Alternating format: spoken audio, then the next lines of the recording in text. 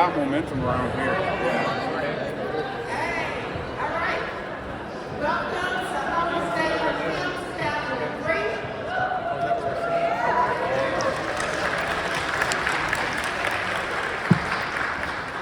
All right, thank everybody for coming. Let's do a quick shout out.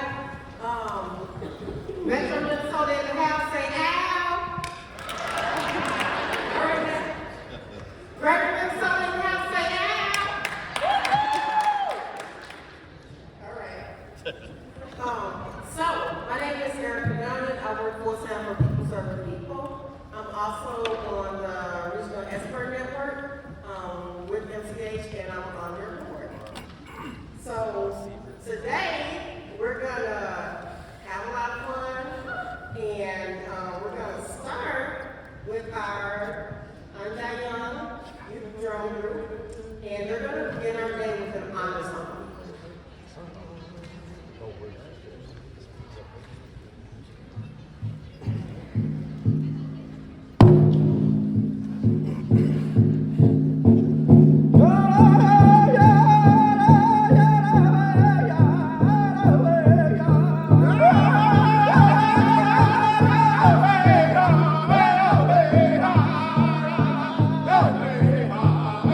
Hey,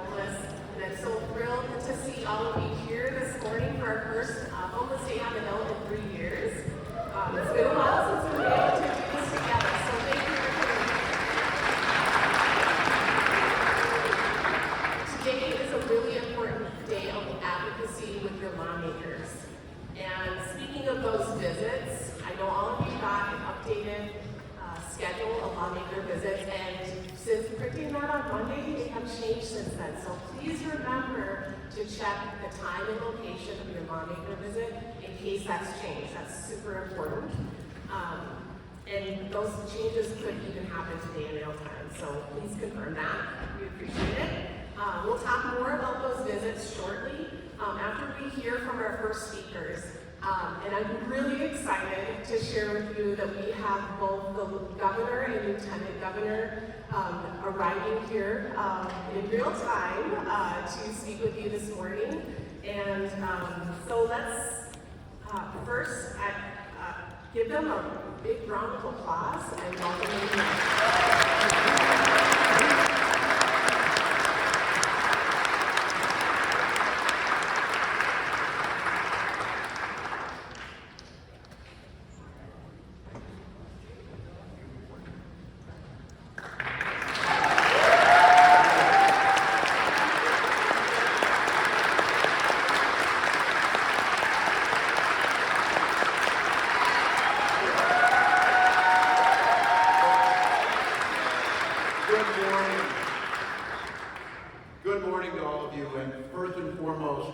Thank you for the invitation to be amongst all of you, but more importantly, thank you for your advocacy. Thank you for the results that you deliver every day. And just thank you for delivering something that someone asked me to opine on the political situation in America. And I'm like, you know, in 2 minutes or something. But my observation was what I think, and if you spend a little time in this room, was if we would each spend a little more time showing grace to the person next to us, I think a lot of things might find their way to be worked out. The idea that has been lost, either been lost, been forgotten, or been ignored, were just some of those old adages that we try to live by. And the idea that, but by the grace of God goes each and every one of us, was not an adage to be fearful and say, glad I'm not in that situation.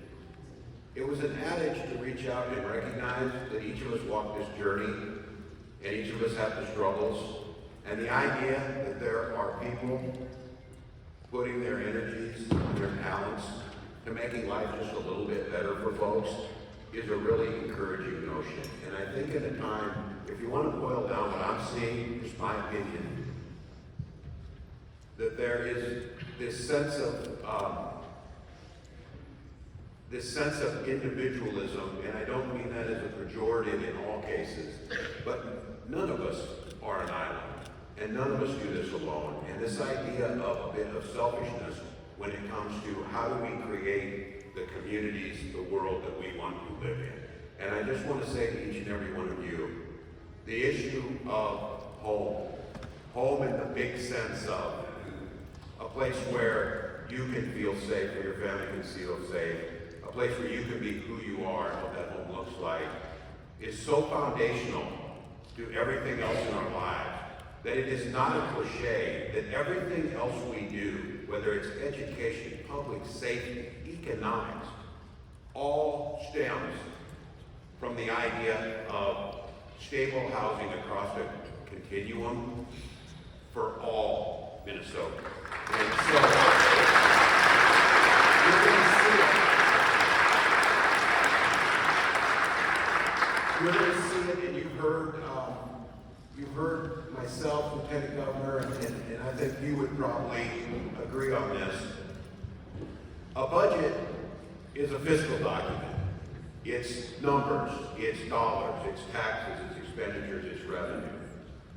But it is far more than that.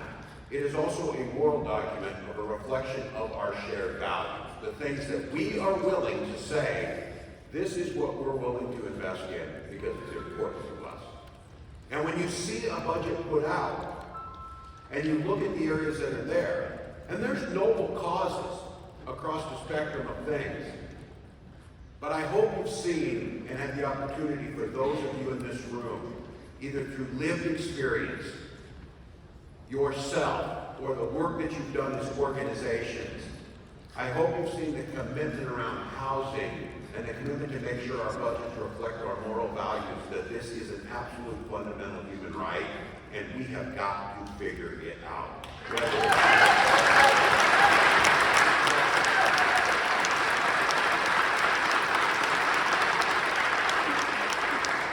So we've got a unique opportunity because of, I believe, the way Minnesotans responded in helping one another through a pandemic, an incredibly challenging time. We not only got results in terms of protecting lives, it forced us to and exposed some of the fundamental gaps that we had. And again, even 10 years ago, you used to get credit. Remember, you used to get credit when you would acknowledge, you know that we have a housing gap, lots of times based on race in this state. And it used to be 10 years ago, like, wow, what a bold thing to say, that person's really brave. Now people are like, yeah, no kidding, now what are you going to do about it? We've known this. We've known it. So I think the idea of a reflection of our values, and my wife and I talk about this often, we named our oldest daughter Hope, because we think it's the most powerful word in the universe. But my wife is quick to remind me, hope is not a strategy and it's not a plan. That you have got to believe and have an aspirational goal. But when we're talking about either reducing childhood poverty or eliminating homelessness, there has got to be a plan that is verifiable, measurable, correctable, and at the end of the day, be judged by the people who are served by it. So I think as you're thinking today, you're on the hill. I know you're going to be advocating. And there's folks in this room with same amount of hair, not much, and gray as me. Folks that have worked on this literally for decades and seen kind of an ebb and flow. But I would suggest we're at a different point. I would suggest with the budget of the state of Minnesota and the capacity to improve lives, the capacity to make our community more livable and the ability to thrive is in front of us, maybe for the first time in many of our lives. Certainly for me, as a legislator and in elected office, the opportunity to have the transformational change in areas that we want to see has never been so in our reach. And I would suggest to all of you, you're seeing that. Whether it was the protection of reproductive rights or what you've seen in this last week, welcoming back people who made a mistake in their lives and saying, come back in and please be engaged in the community and cast a vote. The idea of restoration.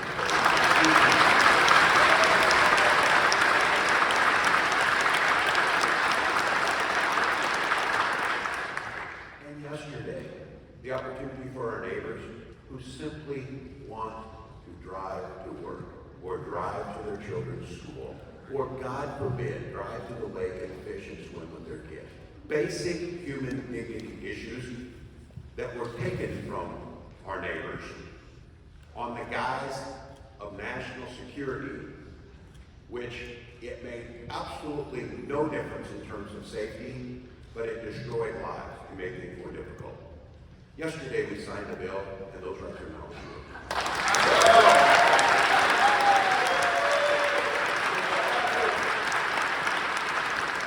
In this space, we're not singular, but you put your efforts, you stay in your lane to get things done. These are all interconnected. It's why state agencies, we have to work interconnected. Housing is not just Minnesota Housing's issue. It's education's issue. It's health's issue. It's corrections issue. It's all across the spectrum. And if we don't design a budget and pass legislation that looks holistically on this issue, we're doing work, and in many cases doing good work, but it's not the transformational work that people who occupy this space today want to see. You've been through this. You've been through, oh, it's great. We have more housing vouchers went up. We have more opportunities. Those are good things. We're not going to mock that. We're not going to say that if we're helping one person. We protected some truly affordable housing. We've done some of that. This budget is $1.5 billion focused and others to say, let's finally get above water and start moving further on. And thinking about things like down payment assistance or culturally and religiously specific lending opportunities to allow people to get their homes and acquire some wealth for what they need.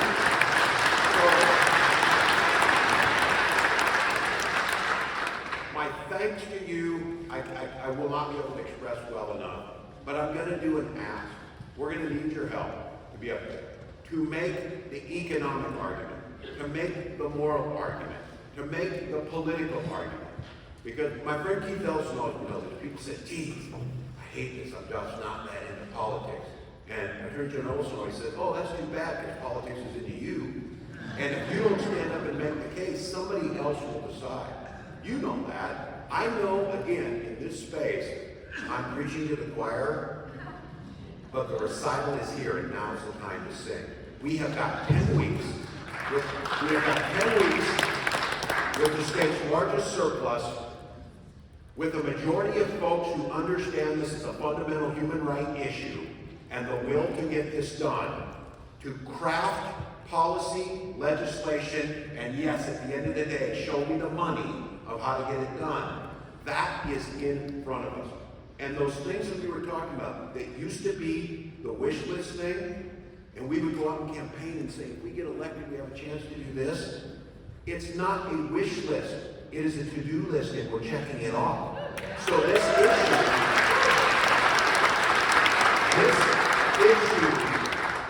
and this time, and the work that you've done, and the support you have of the vast majority of Minnesotans is all aligned.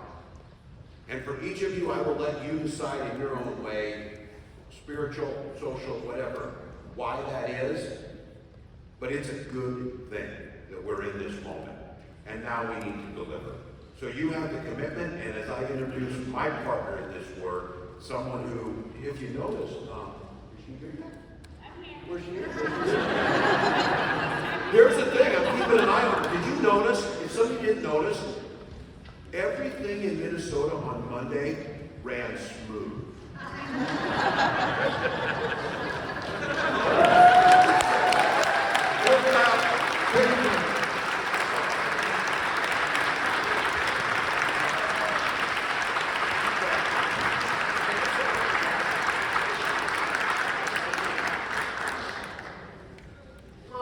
Good morning, everybody. Good morning.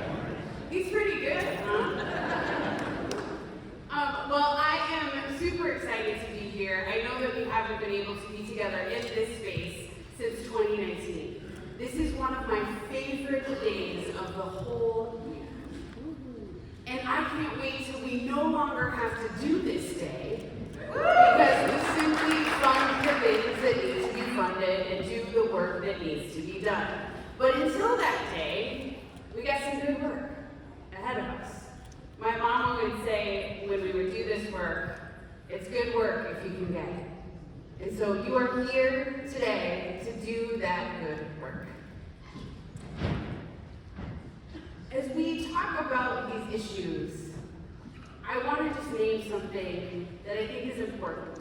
Because today you all are going to meet with your legislators and you're going to tell your own stories. You are experts in your own lives and your own lived experience.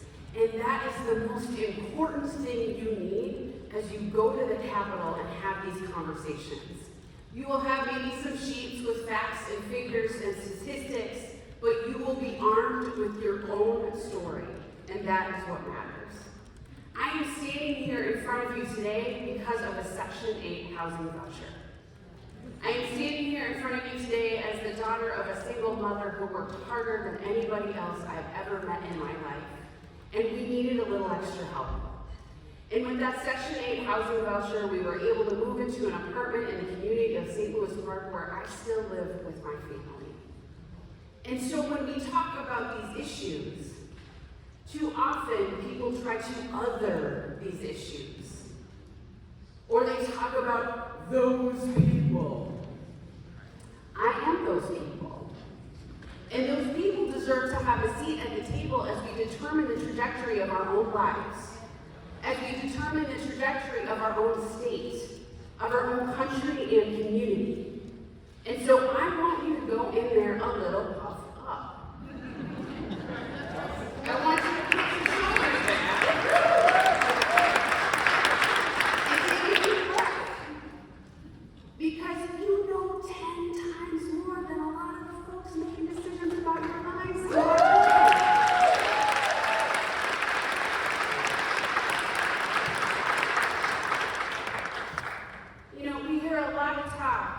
about people who use public programs. And let me tell you that my mother could balance a budget down to the penny better than anyone I have ever met in my life. And so when we talk about these resources and getting these resources to people and to community, we know how to use them. And that is our job today. I have a whole lot of facts, figures, and statistics that I have on my sheet here right now, but if you would let me, I'm a policy nerd. And I let that nerd flag fly, because being a policy nerd leads to good stuff for our people and for our communities. So I'm going to tell you a little bit about what is in this budget. Is that all right with you? Yeah. All right.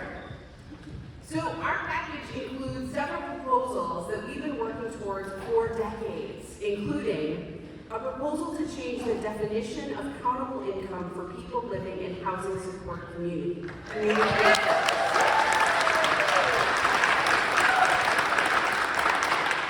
receive unearned income, benefits, child support, unemployment, veterans benefits, to a 30% of income model, allowing individuals to keep more of their income to meet their basic needs. Increased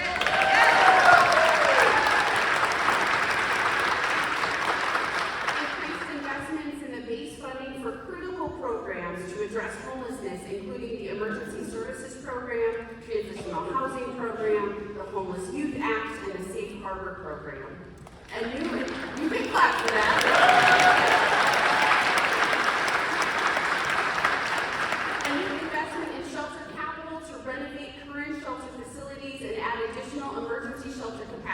Across the state, significant investment in housing infrastructure bonds to build new affordable housing units across Minnesota and public housing rehabilitation, and a significant investment in the Family Homelessness Prevention and Assistance Program for emergency rental assistance.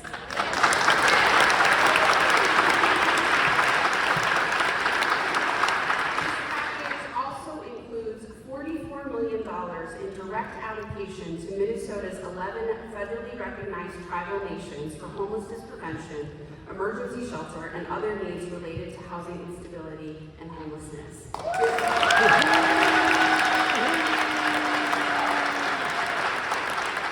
just say that we weren't homeless before 1492. This proposal honors tribal sovereignty and allows the tribes to determine where and how best to spend the funding, because again, we are experts in our own lives. $40 million for a new program to strengthen supportive housing and build a way towards more sustainable service funding for people to get what they need and to stay in their home. $11.5 million to build capacity and power in communities and organizations across the state doing the direct work to address housing instability. And $7.5 million to support partnerships and investments in proven practices to support individuals' ability to establish stable housing and reintegrate into life outside of prison walls for those who've been formerly incarcerated.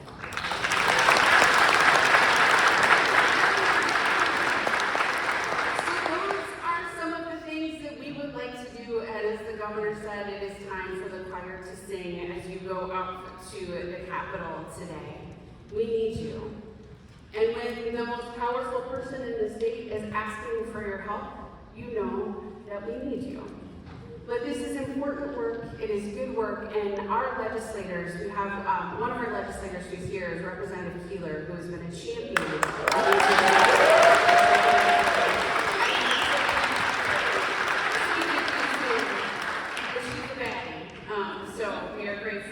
For her. But the people that I want to lift up most, and I will then wrap up, because you need to go have conversations to change hearts and minds. But in my work leading the Minnesota Interagency Council on Homelessness, which is one of my favorite things that I get to do, I'm excited to share that we are in the process of developing a strategic plan focused on achieving housing, racial, and health justice for people facing homelessness. This plan, and it's about time that in state government we talked about housing justice and racial justice and health justice.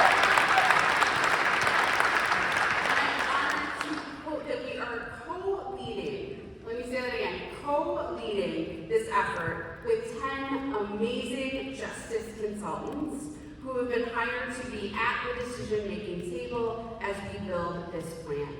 These amazing consultants share their expertise on how state government can and should do our work differently to better support our relatives facing homelessness.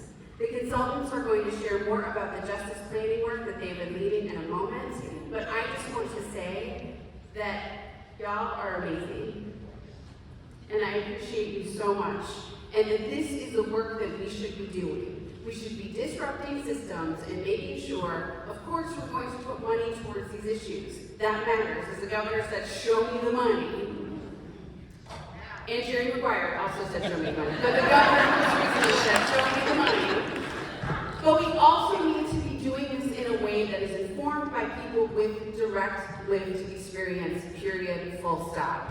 And this is a little uncomfortable for state governments. But guess what? Being comfortable has gotten us the same results over and over and over again. So I am just really, I'm excited. And as you heard the governor name several things that we've been able to accomplish with our partners in the legislature and with advocates, things are changing. And for those of you who have been doing this work for decades, as a kid who needed you, and as a lieutenant governor who needs you again, thank you. Thank you.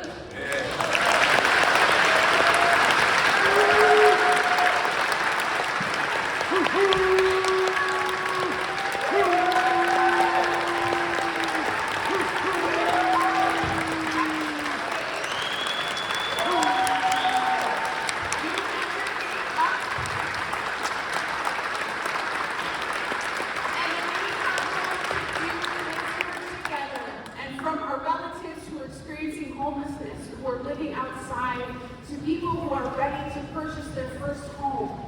We will get there together. So I am honored and humbled to be in this work with you, and let me know how today goes. I can't wait to see y'all in the hallways, telling your stories, getting the work done, and when we win, because we will win, it will be because of all of you. Thank you.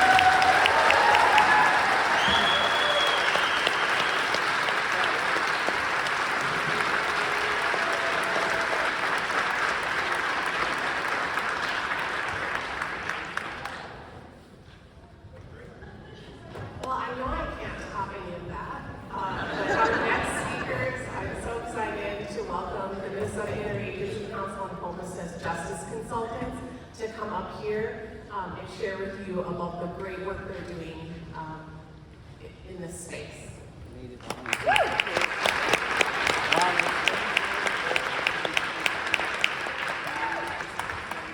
Good morning, everybody. I said good morning, everybody. We're not just doing the work, you are. So give yourself a hand clap.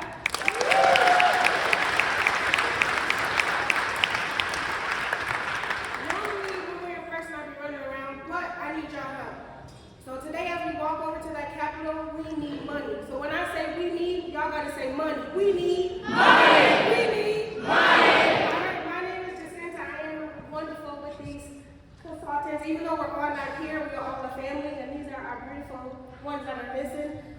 We are hired by the state to do some justice work. Like the Lieutenant Governor said, they are co-living with us. And it's good to be here, but we're going to introduce our consultants, and they will come back.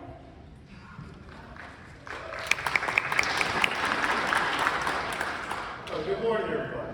Good morning. As I look around, I feel so unqualified. I see so many people with lived experience that's been in this for way longer than me. I've only been here 12 years, but I came in, working with one family, one community, fight for housing justice. It's been a good privilege. I'm also a veteran.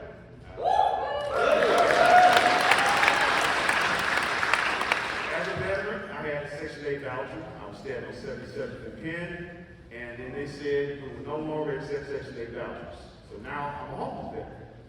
I went through the process of getting a Section 8 voucher, but at the time, when 225 families are evicted and you're a single black male, it's going to be very hard for you to find an apartment. So I spent 2 years homeless, going from shelter to programs to not being in the cold.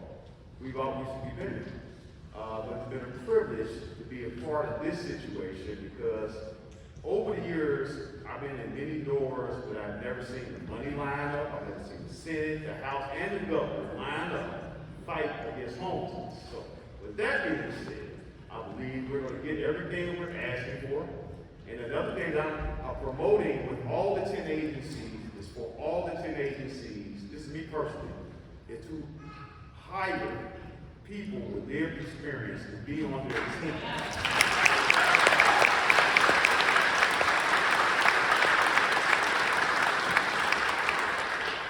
With lived experience, people on the team, we know our environment. They're not going to get up at 6, 7 in the morning and go to day labor. And we do, so we're not going to be on the bus, but we're where we are. And the liable of the state will go down because we'll become private contractors. There's so many benefits for hiring for people with lived experience. And with that, I'll pass it on to Jessica.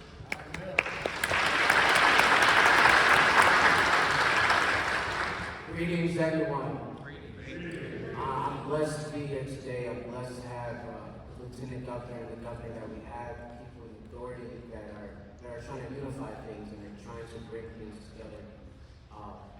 I just want to say that a large part of our work comes from interacting with the community around us and understanding their needs, and we bring those to the table. So we're really the voice of you all. So the more you speak up, the more awareness there is, the more conversations that are being had, the language that is being used is really going to propel this work forward. And yeah, thank you.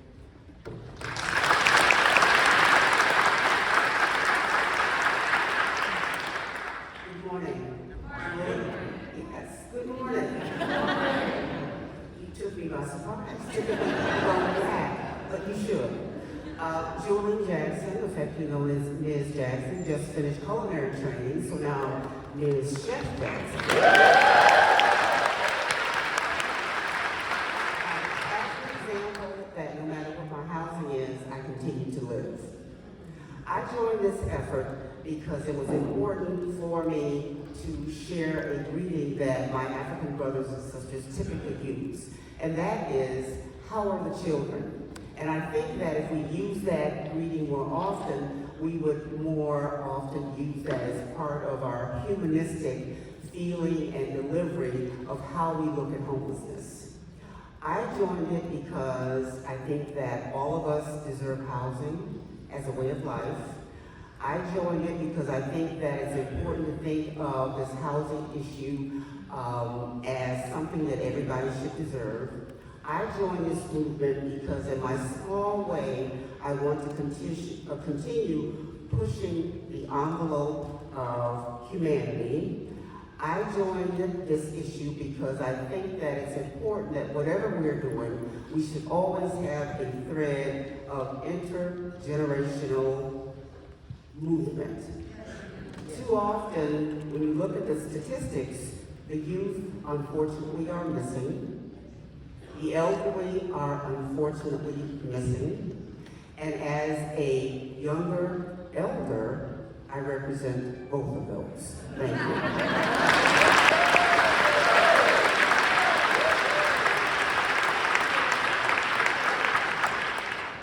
Hi everybody, Michael Giovanni's here. I'm also a consultant with these amazing people.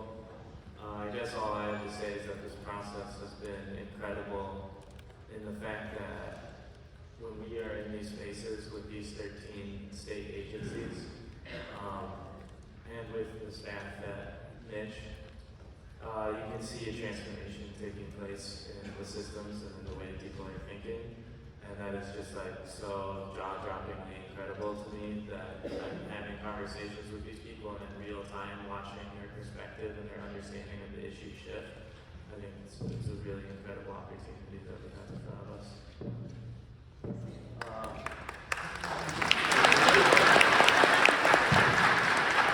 So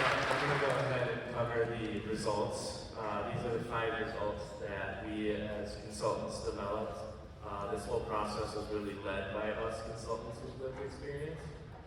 The first result I have up there is homelessness is prevented whenever possible, and services and supports are provided to ensure no one returns to homelessness. I think the thing we heard a lot was when people are leaving the justice system or leaving, let's say, a hospital, there's many instances where people are being injected back into the very situations that create homelessness or back into homelessness itself.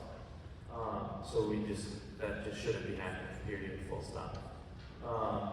The second result is a robust crisis response geared towards housing outcomes, supports people staying outside in emergency shelters and in community. I think this is really important to note, the in-community piece. Obviously, supporting people who are staying outside and in shelters is incredibly important, but there's a ton of people who are one paycheck away from homelessness, and they also need our support.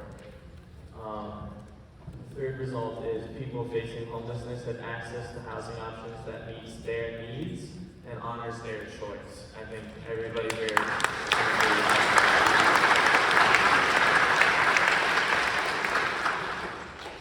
Number 4 is homelessness is treated as a crucial health and public health crisis wherever it occurs. And one thing I want to note here is our definition of health is not limited to the body, it extends to the mind and the spirit. Those are also very important.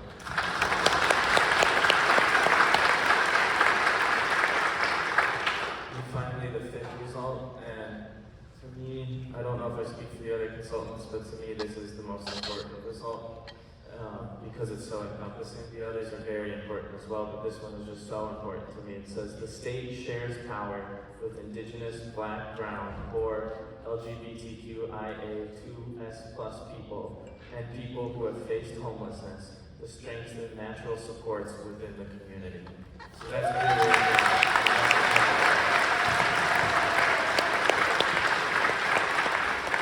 to see the state and to see, frankly, a system of power, acknowledging that they're a system of power and they need to share that power is, this is so cool, people. I'm going to hand it off to my wonderful colleague, Jacinta. She'll take it over.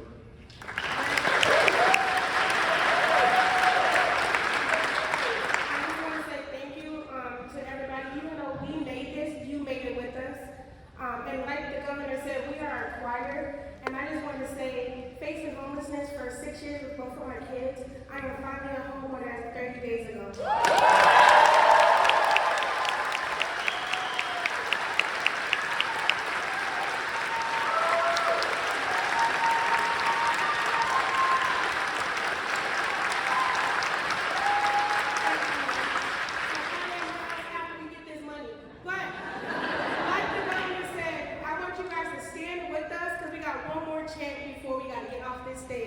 So can we all stand?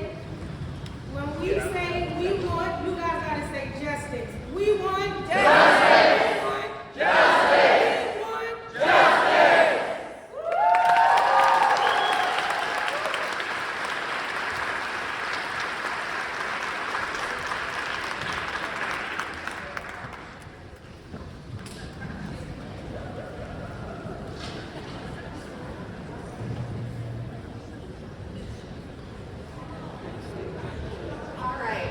I'm very excited to introduce a lawmaker who's been a complete champion this legislative session and previous legislative sessions. She is the author of the Pathway Home Act in the House of Representatives, which passed last week. So I'd like to welcome Representative Heather Keeler from Moorhead up to the stage to talk about it.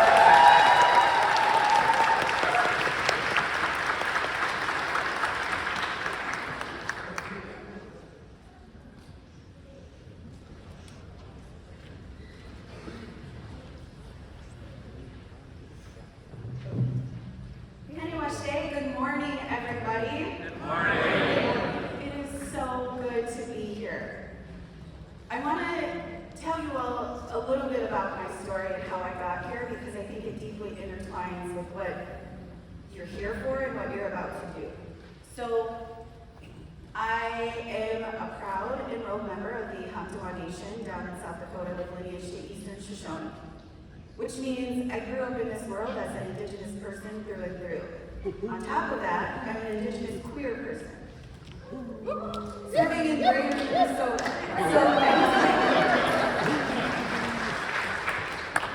I worked for a really long time to fight against the systematic oppressions that I saw play out every day in my life. I worked in healthcare, I worked as an Indian education liaison, and I sat with my students on a regular basis asking them, do you have food? Do you have somewhere to go tonight? And 9 times out of 10, with tears in their eyes, they would say, no. And then they would say back, how am I supposed to do good work here at school if I don't even know where I'm going to sleep tonight?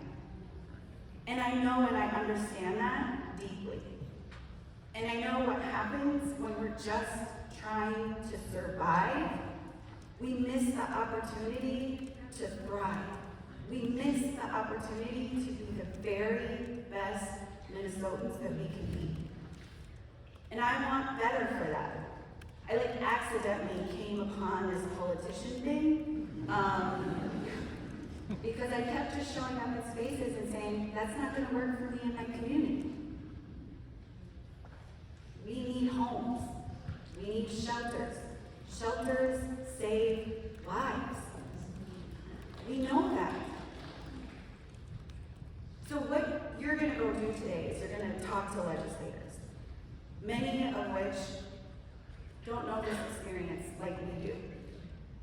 Many of which took meetings with you, they'll chat with you, they'll say, yeah, we hear you, and they'll move on. But there are some of us who know this and hear this and are actively fighting for you. That's how the Pathway Home Act came to life. The Speaker of the House created a Preventing Homelessness division in the Minnesota House of Representatives last term.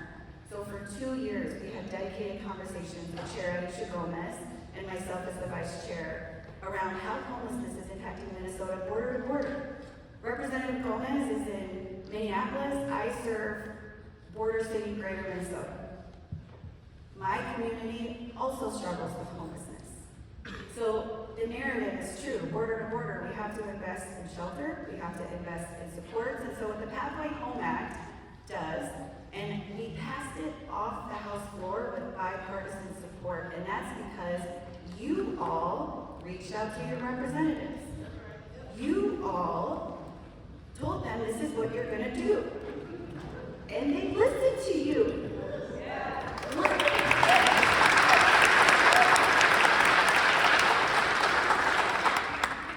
So that's what you're gonna go do. You're gonna demand that the people who you voted to be here listen to you. We have a tool that the Senate needs to move. We have the Pathway Home Act.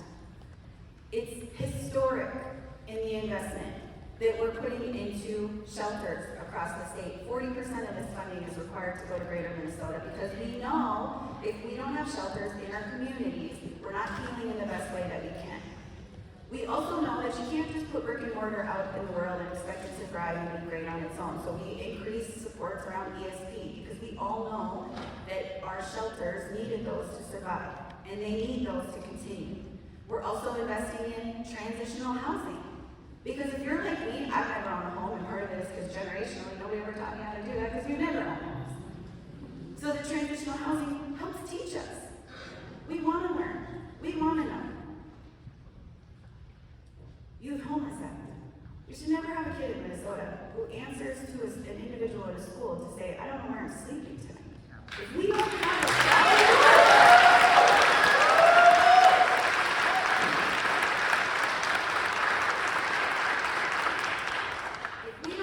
problem with that, we're doing all of this wrong.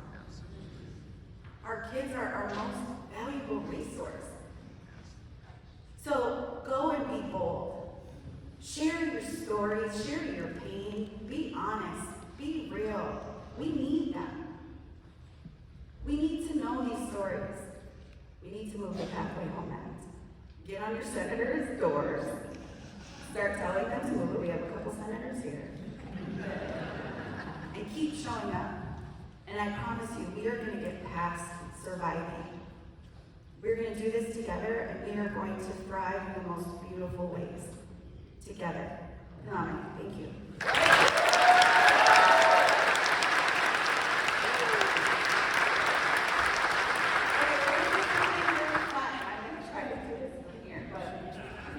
Let's have Representative Nord come up. All of them. Yeah. Senator Port. I'm going to take a selfie because I was a COVID class. I got elected in the pandemic. So there's something really special about selfies. Charitable is normally arrested, but if y'all can be really excited that we're here to do this. I think it's a great thing to say. We show up at the conversations. Are you ready?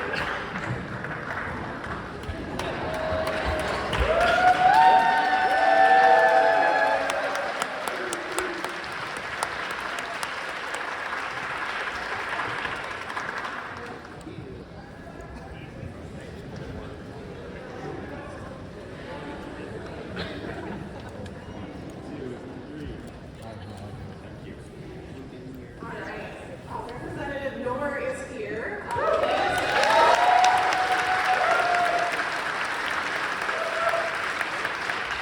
He is the chair of the Human Services Policy and Budget Division, and has been a huge advocate for the Pathway Home Act and in his work. So thank you, Representative Noor, for being here.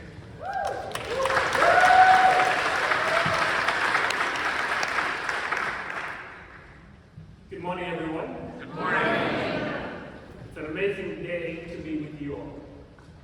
You know, the journey to Pathway Home, thanks to my friend, my colleague, Representative Kayla, for all the work she does every single day for all of us, when she fights for our children, when she fights for our families, when she fights for what is right for us to do at this stage in the state of Missouri.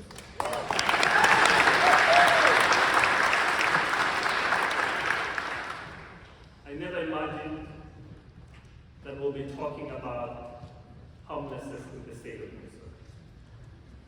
In a place where we have plenty, in a place where we can do the right thing, and yet it's taking us long to solve a simple problem. A place to call home.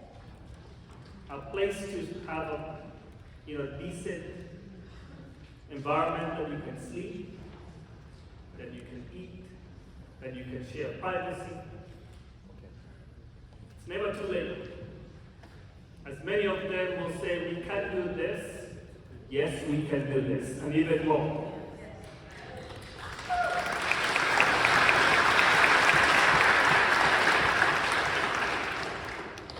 For us to accept that we have got children. In our school district in Minneapolis, almost 19% of the students are homeless. It's a big shame on all of us. It doesn't take a lot to provide them a place that they can do their homework, because homework starts at home. And if we cannot do that, we have failed. In a place where a nun, one of my constituents a few weeks ago, died because he was homeless. I failed. We failed. If we had the opportunity to make it right, this is a moment to rectify what we did wrong. The House, I'm proud of my colleagues, we passed the Pathway Home. And to the Senate,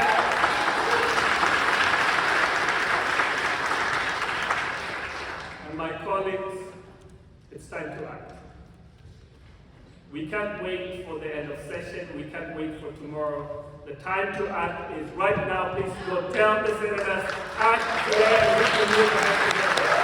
Thank you so much. Keep going, Mr. Senator.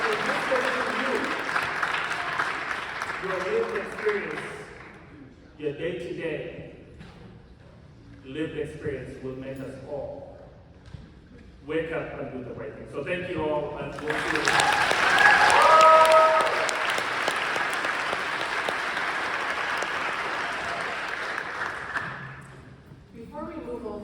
to some of our lawmakers who are champions in the Senate, I want to call your attention to the materials in your folder. I know we're running a little bit behind on our schedule because we had great rousing speeches by the governor and lieutenant governor, and so I just want to once again call your attention to the legislator visit schedule. Please check the online version. That's very important to make sure you make it to your legislative visit.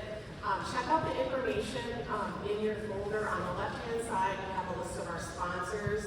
A lot of organizations have stepped up to make the state possible. There's a whole lot of details that go into this day, including lunch vouchers and t-shirts and social media. So please take a look at those materials. And then on the right-hand side of your folder, I really want to call your attention to the MCH policy agenda. Because the Pathway Home Act has already passed, in the House, please talk to your legislators about FHPAP, Family Homeless Prevention Assistance Program, the Landlord Risk Mitigation Program, the housing support, and also big investments in homes. We know shelter saves lives, housing ends homelessness, so we want to make sure that full continuum is funded. So in the House, those 4 key items. On the Senate side, please lift up the Pathway Home Act. We need to get that bill moving so we can pass that soon, so we can get those resources into communities, to shelters, so that we can start building up and expanding capacity to bring people inside before next winter. It is just absolutely crucial that we pass this bill soon, and we need to move this in the Senate. So please lift that up, and then as well as the other items on the agenda that we talked about. So I think those are kind of the key items I wanted to share with you as far as the folder goes. Read through the materials. The blue sheet has many really important, a lot of important information. If you have questions, feel free to come over to 500N, 500S in the state office building, as noted on the blue sheet. Ask questions. Staff and volunteers will be available to assist you. MCH policy agenda, as well as the other yellow sheets, will be the key information you'll provide to your lawmaker. And then also make sure you read the guidelines for your legislative visits. There are very important tips, including make sure you arrive to your visit about 20 minutes, at least 20 minutes ahead of time, if not more, to get together with your group. Some areas have a lot of people. So you want to work together to make sure that you have a really clear message and everybody knows who's speaking. There's a map on the back of the blue sheet, and finally, there's a scavenger hunt and postcards. Read all about it in your folder.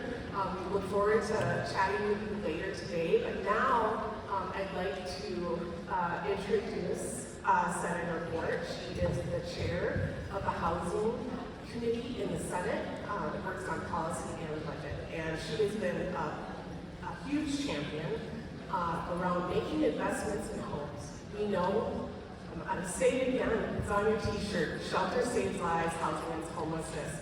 We need all the solutions this session to get building more homes to bring people inside. And so thank you, Senator Fort, for being here and talking with all these advocates today.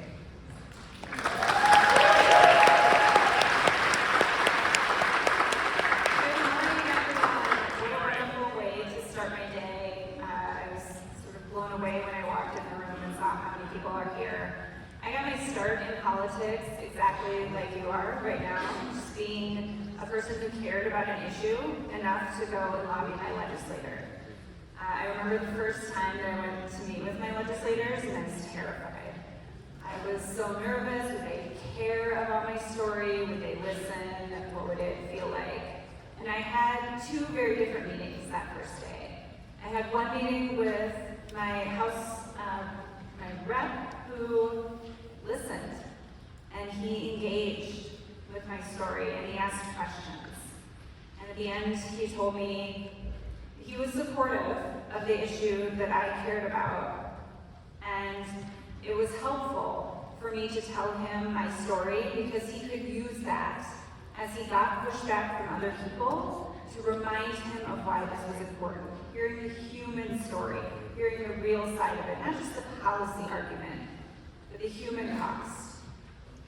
And in my next meeting, it was probably the most condescending meeting of my life, and my senator didn't listen. You could tell he already had what he was going to say prepared. Didn't matter what my story was because he had his mind made up already. And I left the Capitol that day with the commitment that I was going to stay engaged in politics in whatever way I could as a mom who was just trying to get my community's voice heard at the Capitol. I was going to stay engaged until he wasn't my senator anymore, because he wasn't listening to us. I thought that I would be the one to unseat him.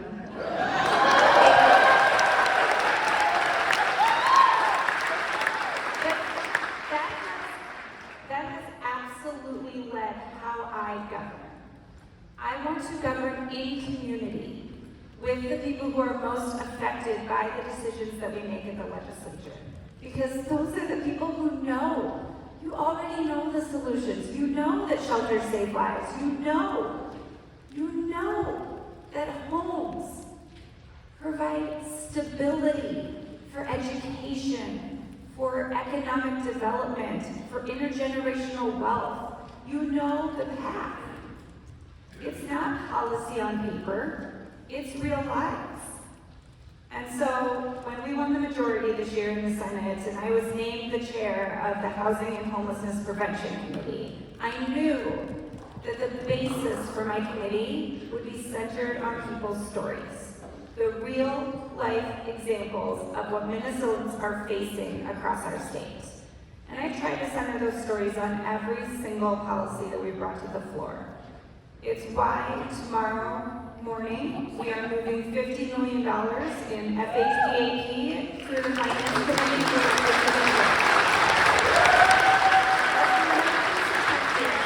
So right now, knowing that we're going to do more this session, and that is in part of a broader budget negotiation that exists outside of my committee, but I knew we needed this today. We can't wait while more people lose their homes. It's why tomorrow we will also be hearing in my committee the biggest renters' rights package in the history of the state of Minnesota. Because what keeps people in homes is having the rights to hold your landlord accountable, to get notice, to have access to the services that exist to keep you in your homes. And if you don't have that, people lose homes, not because they did something wrong, but because they didn't have access to the information and the services that we provide. So we'll be passing that out of my committee tomorrow too. I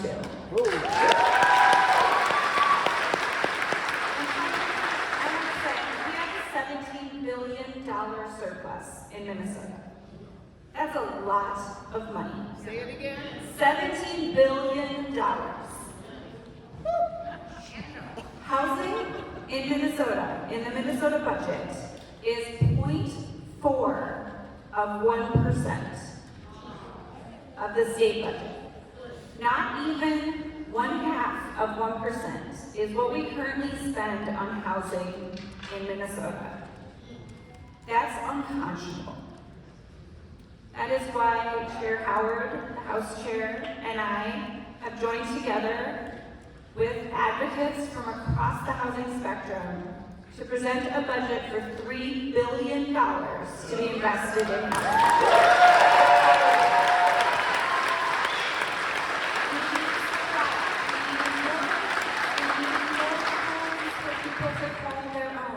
We need down payment assistance targeted at generations of Black Minnesotans, of Indigenous Minnesotans who have been cut out of the process of owning homes.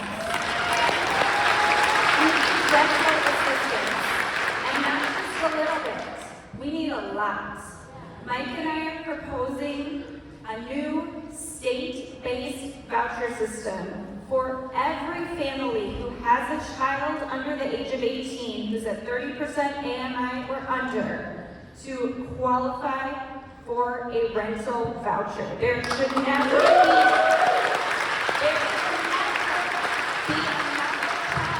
Minnesota does not have a home to go home to at the end of the night. And with our plan, we can end child homelessness by 2030. Doing any less than this, any less than the Pathways Home Bill, any less than investing in the real needs of Minnesotans is not doing our job as legislators. It is not serving the people of Minnesota, and it is not holding the humanity of the people of Minnesota in front of us as we are doing this work. So my ask to you today is go tell those legislators your real stories. I know some of them won't hear it. I've been in that position. And for them, I want to tell you, I hear you. You are not being overlooked.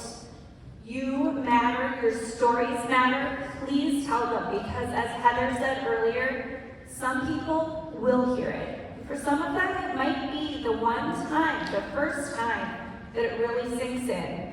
And we need all the help we can get up there. We need to center the people of Minnesota in this fight. Thank you for all the work that you do. We are fighting hard for you. Excuse me. But we can't do it alone.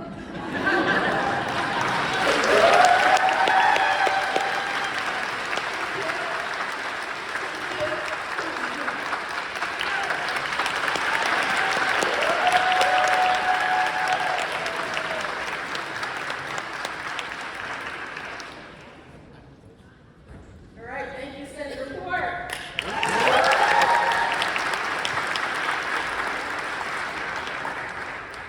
All right, child, it's almost time for us to come do what we came to do. We're gonna get up there. We're gonna show up. We showed up already. We're gonna show out. They gonna see us. They gonna hear us, and they gonna feel us. Feel me?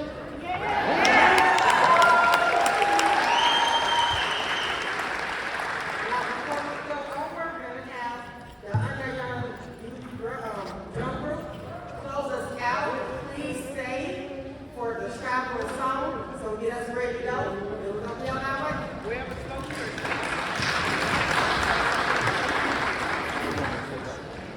Brothers and sisters and relatives, and put our hands up for everybody here. Look around you, look at everybody. And what we're hearing is we're talking about not competition, but collaboration. Collaboration with old people. And when I'm talking about that collaboration with old people, I'm calling forward. Let's take a stand right now. All you indigenous relatives, all you, our black relatives, come and stand around the drum and feel the drum as we stand together in unity. In unity together. You white body relatives can come forward, the Asian body, all our relatives, everyone come forward and let's stand around the drum in collaboration and in spirit and honor and love. Come forward, and if you can't come forward, stand up there, just like be present to everybody in this space right now. Come forward. And let this be recorded so that the people out there can see it. And most of all, those on the streets and our homeless relatives. Let them know that we love them.